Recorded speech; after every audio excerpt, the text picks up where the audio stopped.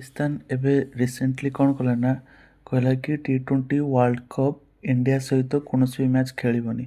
पाकिस्तान जानी T20 world cup न खेलिले से बहुत लॉस हम।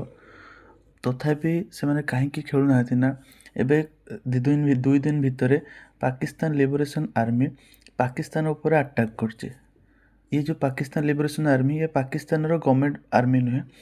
तो एमाने अटैक करिया परे पाकिस्तान गवर्नमेंट आर्मी 80 सेना को कौन ना मारी देइचंती और बहुत सेना गुड़ा को भी बंदी कर देइचंती। एटा पाकिस्तान गोटे फेल्ड पॉलिसी। एथु जना पड़छि कि पाकिस्तान आर्मी माने एते भी साहसी नुहंती। तो एई कथा जदि तांको देशर लोक माने नागरिक माने जानिबे तो कौन से माने निज आर्मी प्रति कौन आंगुठी उठेबे कि आम आर्मी तो जमा भी साहस नहीं।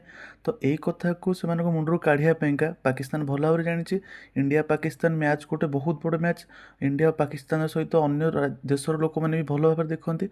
तो सेथिपई सेमानक ध्यान को लोक मानकर पाकिस्तान लोक मानक ध्यान को निजर आर्मी जो कम पावर बा निज आर्मी जो हारी ताठू भटकैया एवं आनाउंस करदेला कौटना सोशल मीडिया आनाउंस करदेला कि आम इंडिया सहित T20 वर्ल्ड कप खेलुनि।